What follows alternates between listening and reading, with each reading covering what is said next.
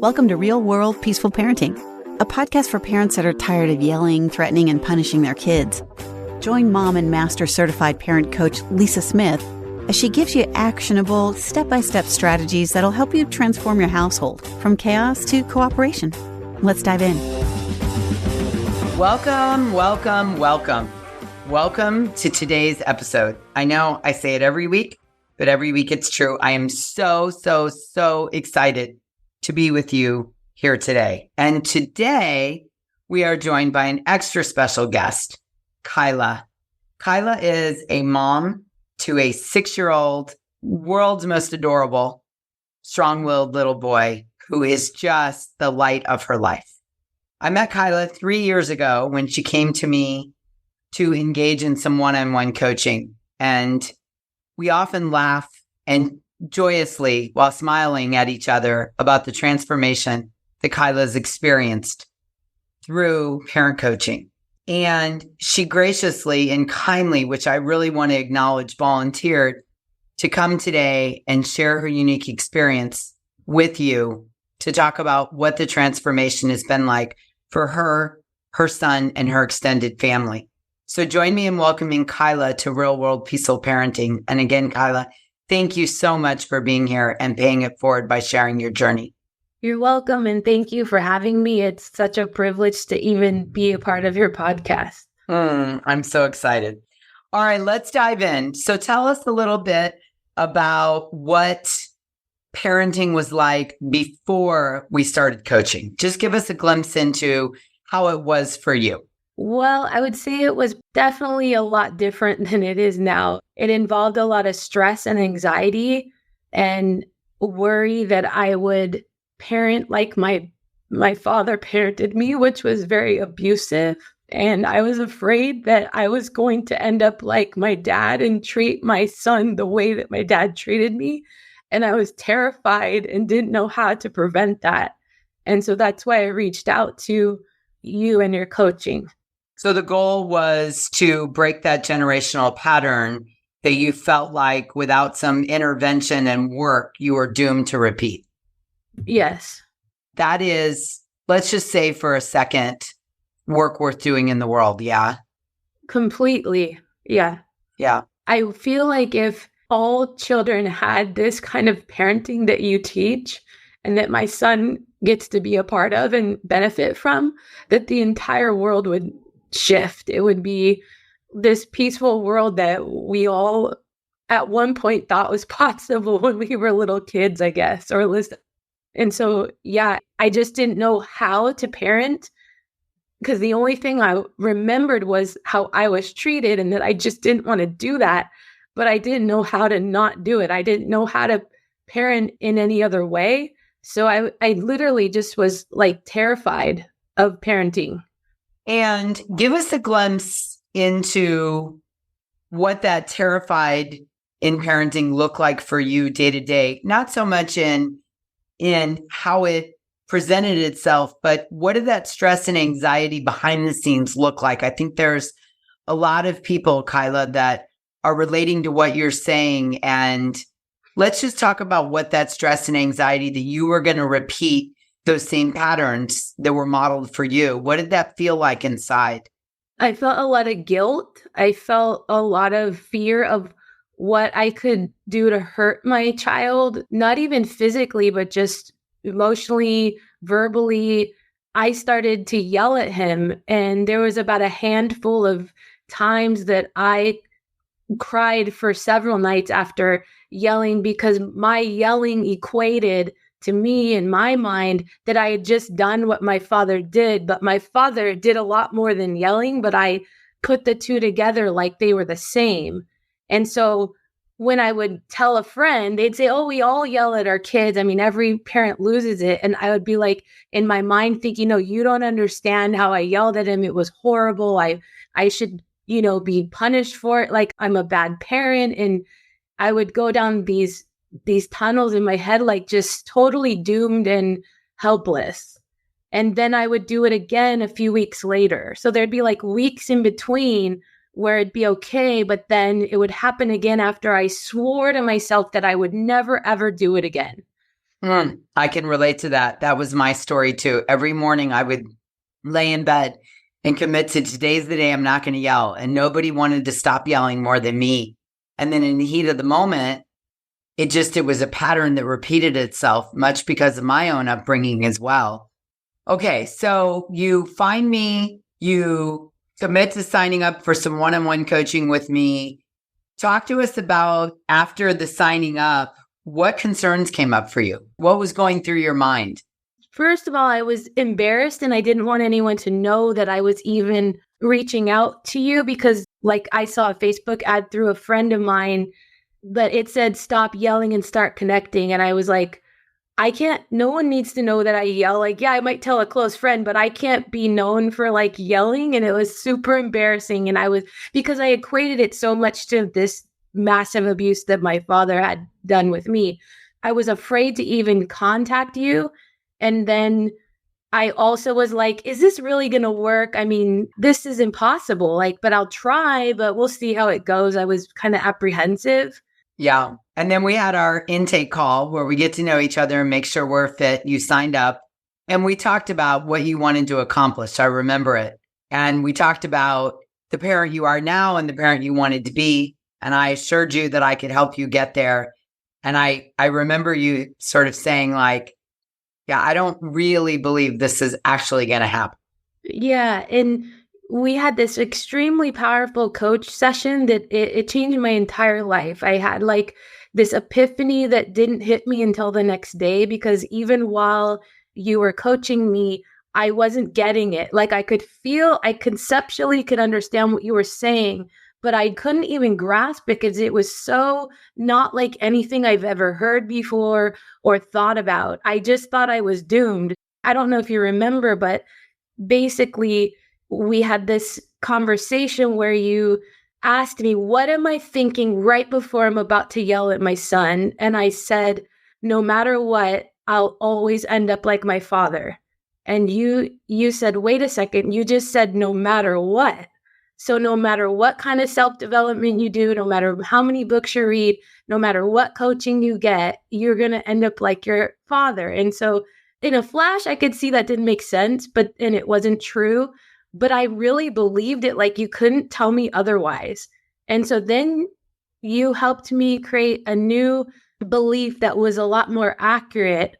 And I couldn't think of one. I kept saying, okay, how about I just don't be like my dad? Is that what I'm supposed to say? And you said, well, I have one for you, but try again. And then I tried and couldn't come up with anything. And you just said, how about this?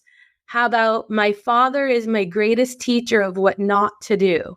And I was like, wait, that's a good one, because it's not like a horrible thing about my dad. It's pretty accurate, right? And it made sense to me. But I thought to myself, how's that going to change anything that I know that? Like, now do I have to think about that all the time? And what do I do with that? And so I ended up writing it in my bathroom mirror and looking at it every day and just reading it out loud, reading it to myself. And I put it everywhere around my house that was appropriate. And the next day, it didn't even take that long. The next day, my entire perspective of parenting and who my son actually is and was shifted to that belief. And it was like every single thing, I can't even explain it. It was like I had a whole new life, and then my son had a whole new life. And so then I started acting and operating from that perspective that kind of just took over. And then what happened was I messed up again, like weeks later. It might even been a month, because I was like on cloud 9 with this thing and I was rolling with it. And I remember I yelled at him again, and I thought, oh, see, didn't work. I knew it. Lisa's like a big fraud, or she's like, she's good for like a couple of weeks. And because I put it on you and your coaching, and not like, wait, there's more work to do. I thought like I was done, and it was like this utopia. And so what I came to find out later is that I'm a recovering perfectionist. So if I didn't do it perfectly, I failed and it's over, instead of get up and try again. And then what I also learned is that this is a continuing journey of parenting, and that yeah, you can mess up, but you get back up on that effort to just be the best parent you can be in every moment. I thought it's permanent, right? It's on or off. It's black or white. Yeah. Yeah. And so that was super just mind boggling. And I remember being so upset the first time that I yelled at him after. And there's only been a handful of times since in the last 3 years or less. But like it changed my entire life. And I'm so grateful because now I know I have no question that I am the best parent I could possibly be for my son. I have no question about that. I have no doubt. I have no problem with any of what's happened in the past. I am like present and an amazing mom. Yeah. And on a journey of progress, not perfection, right? Yes. And when mistakes happen, as they do in human to human relationships, you have a process to repair and recover and move forward. You're not trapped in making that incident mean that you're doomed to repeat the mistakes that were done to you.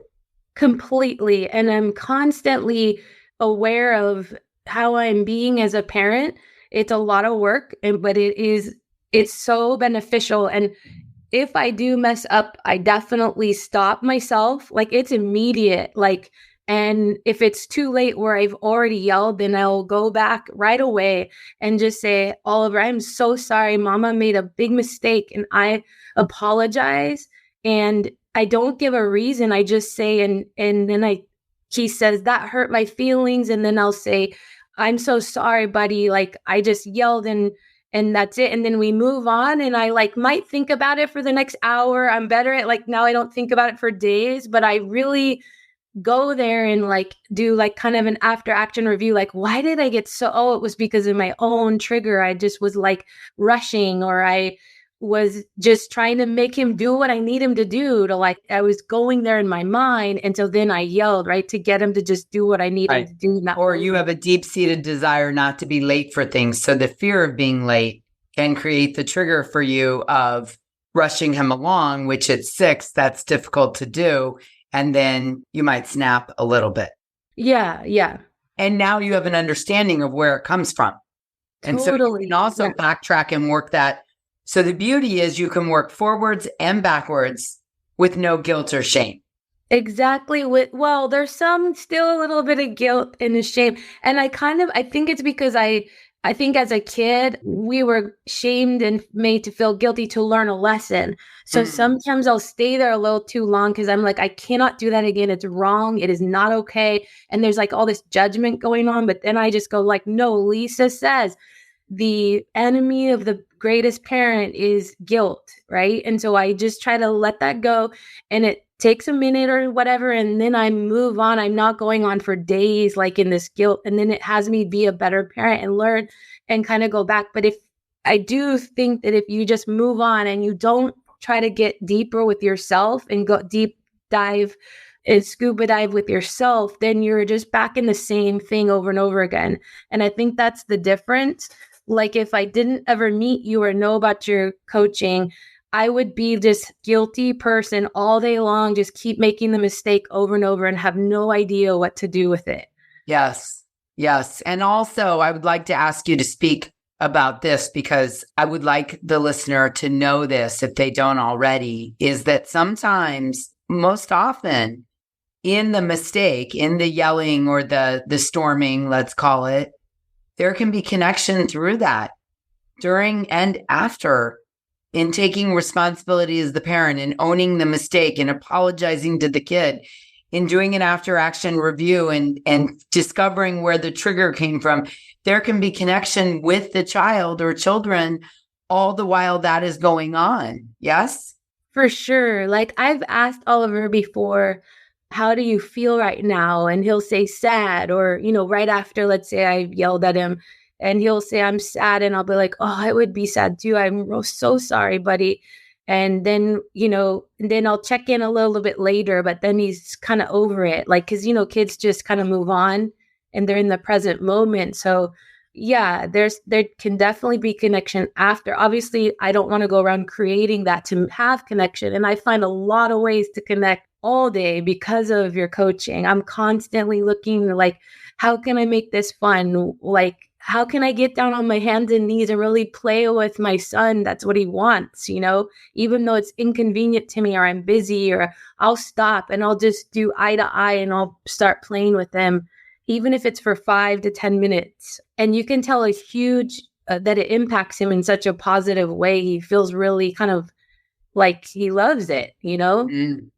Yeah. I mean, you are a beautiful example, Kyla, of someone who is parenting in a completely different way than you were parented, and who is breaking the generation cycle. I mean, it is broken with you. You are not repeating the mistakes and the ways of parenting that were modeled for you. And that must just talk to us about how that feels to know that you are real time doing that. I feel lucky. I feel grateful. I feel it's priceless. I can't explain it. It's like I know that my son is safe around me, that he's being validated and he's getting his needs met, but we're also having this great time together, and that his life will be completely different than if I had never reached out to you. I love it. He's a lucky boy to have a parent that was willing to put in the work, right? And to take the chance to try it, sign up for coaching, look in the mirror, take the tools. I mean, you've really done a great job of taking the tools and putting them into practice, even when you weren't sure they were going to completely work, but work at them, and also do the hard work of looking in the mirror and asking yourself the questions required to break that generational cycle, right? Yeah. And let's talk about this for a second, because I know lots of listeners will find this useful. You did all that work while also co-parenting Oliver through a divorce and co-parenting in different locations. Yes? Yeah. And it was a separation. Like, thankfully, we were not married. But yeah, that was probably the most difficult part of all of it, and still is. Like, the most coaching I've gotten from you is actually about how to deal with a difficult co-parent.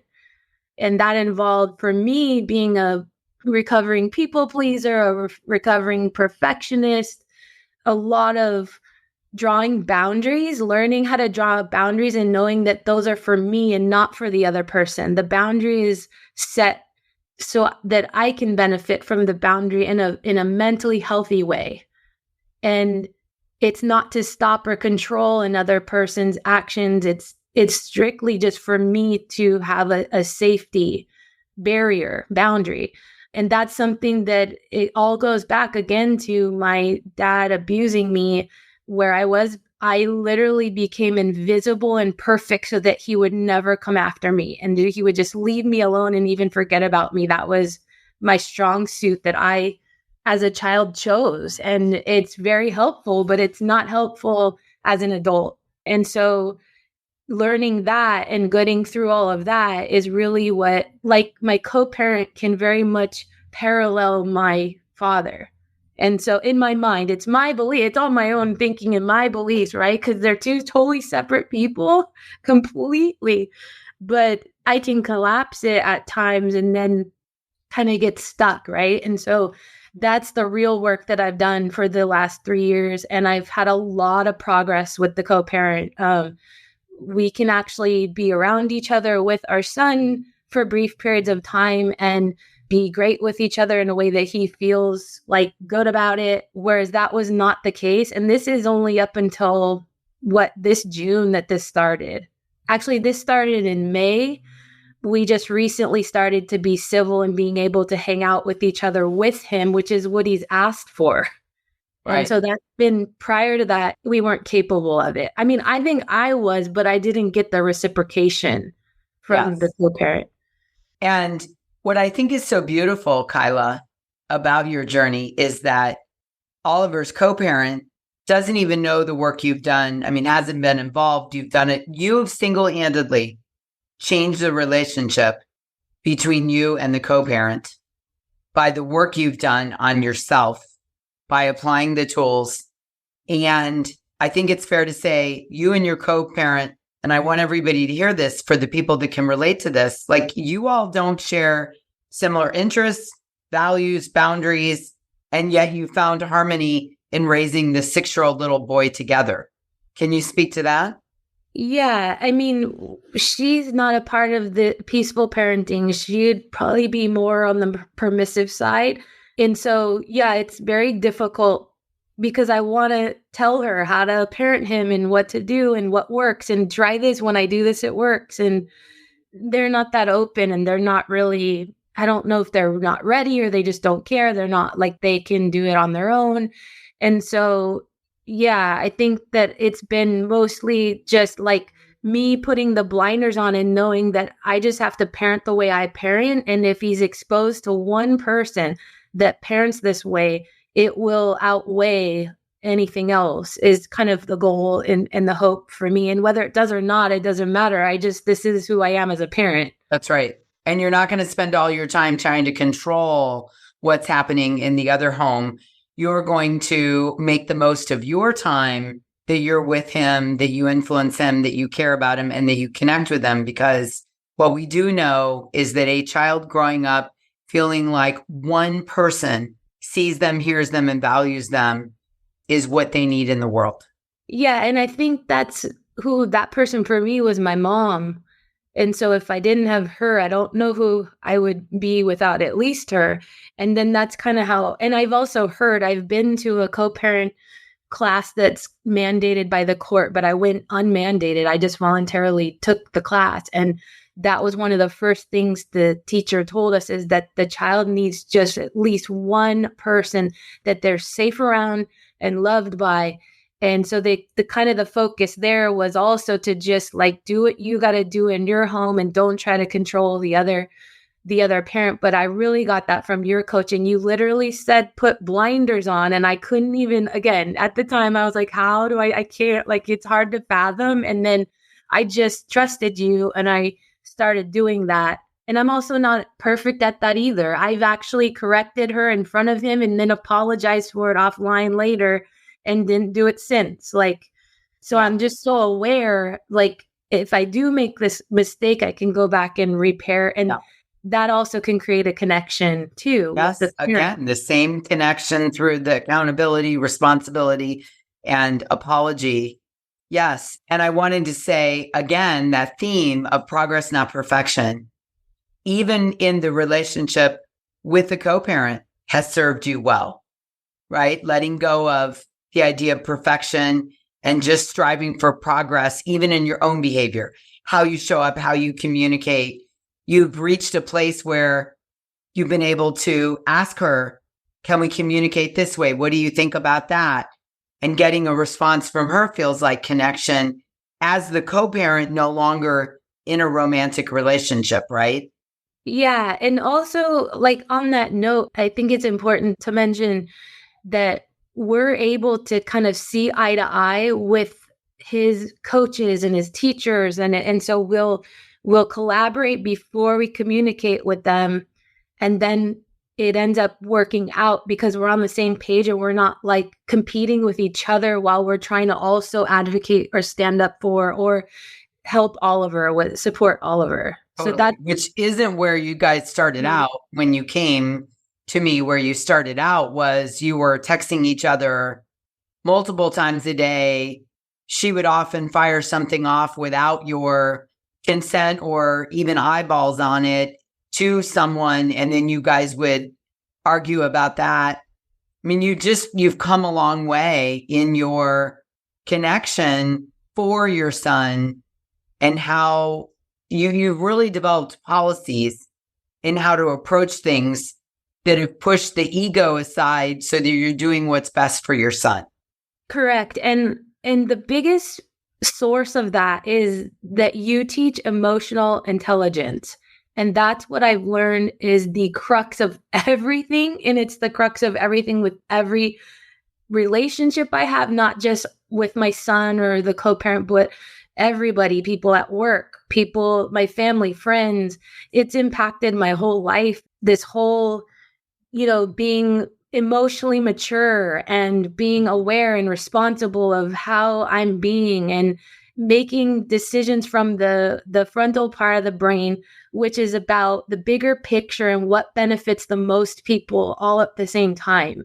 And when you're in a custody battle or have a difficult co-parent, you can become pretty juvenile in fight or flight. And that is one path that is extremely difficult and a lot of suffering. And when you could cross over to this other path of, wait, I'm in charge and I can make a difference and I can be heard, but I have to do it this way.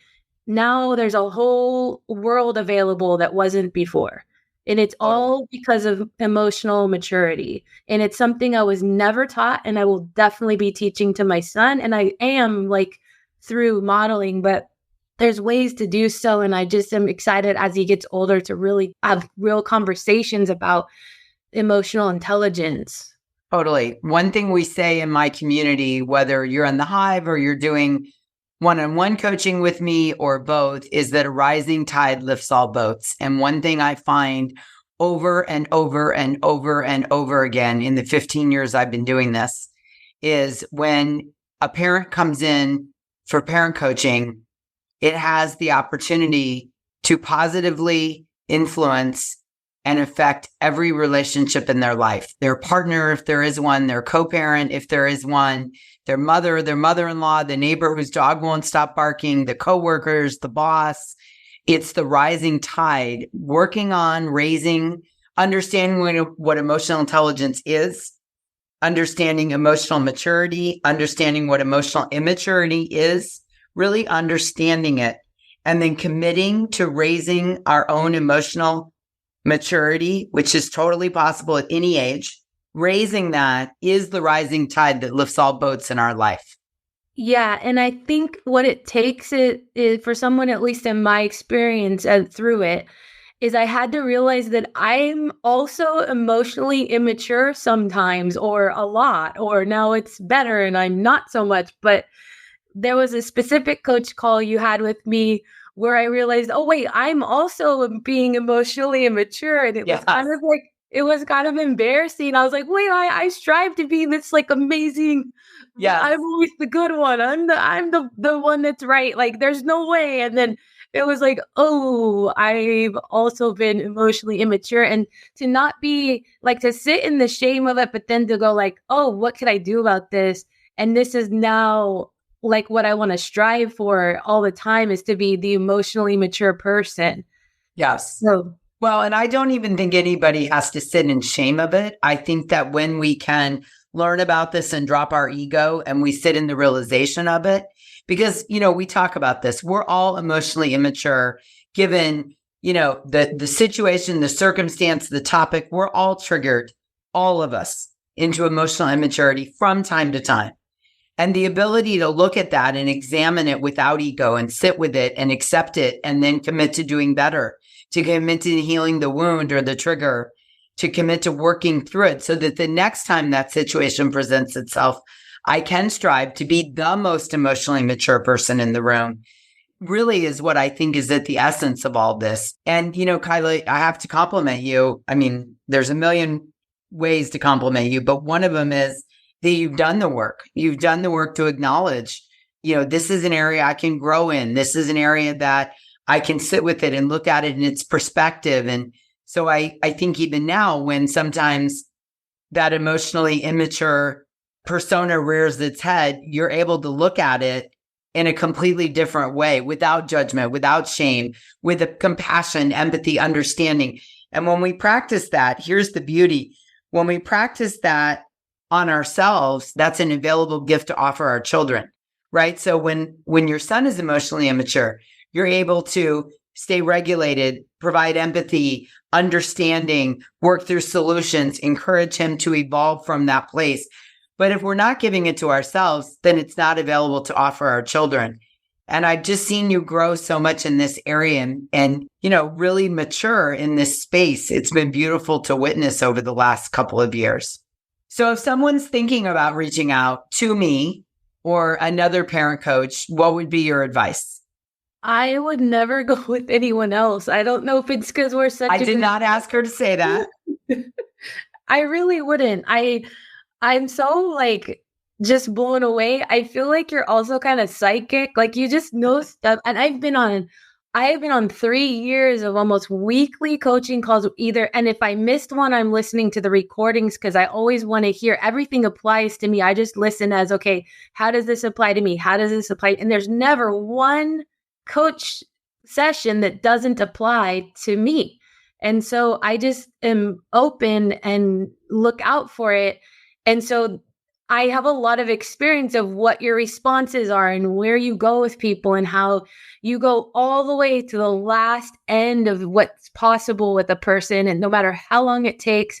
And I've seen people like from all ranges. Some people seem like they're not open at first, and then they totally go, you're right. That's exactly what I did. That's exactly what I do. This is so helpful, to the person that's really open and they're ready for it. It's just so amazing to see how much of an impact you have on every single person that I've ever watched you interact with. Thank you for that. And there's a lot of great coaches in the world. There are. And so the message I hope you, the listener, takes away is, if any of Kyla's story, if there's an angle that you relate to, you want to break a generational wound, you want to know more about this thing Lisa's talking about emotional maturity, you want to raise your emotional intelligence, you want to learn how to stay regulated and not yell, you want to have a more productive relationship with your co-parent, whether you're living in the same house or not. If any of this resonates with you, reach out, because what I want you to know is that coaching is where the transformation happens. Reading and listening is information, but coaching is where the transformation happens. And it's powerful. It's absolutely powerful to work on yourself and to know things like, I'm not alone. I'm not broken. I'm not doomed to repeat the wounds that were inflicted upon me. I just need some tools. I need someone to hold space. I need someone to show me my blind spots, and I need someone to teach me tools. And that is what, in my humble opinion, a good coach does for you. A good coach helps you see your blind spots, hold space for you, and teach you new tools that you can take back and raise your level of emotional maturity, so that things like you can stay regulated, you can take responsibility, you respond rather than react. All these tools roll out of having that safe place to grow and evolve. So again, if this speaks to you, reach out to me. You can learn more about my coaching, whether it's my membership community, The Hive, or my one-on-one coaching at thepeacefulparent.com. And if it's not going to be me, find someone else whose style and their business, their coaching practice resonates with you.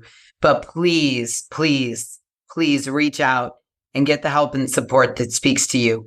You will be able to break generational cycles, and to kind of put it bluntly, your kids will thank you, because how you parent your kids is how they're going to parent their kids. And when you take the plunge, or brave enough, or get up the gumption to break the generational cycle, you point your family in an entire new trajectory. And that's what Kyla's done beautifully with her son. That's what I've been able to do. I've worked with thousands of families around the world that have pointed their family in a new trajectory. And I want that for you. Yes, you. I want it for you. So don't wait. Take this as an invitation. Take this as the universe tapping you on the shoulder and saying, go for it. It's worth it.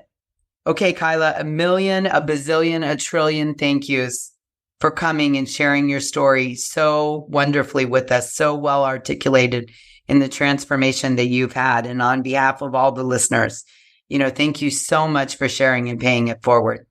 You're welcome. Thank you, Lisa. I just adore and love you and think you're just incredible. And listener, I think you're incredible too.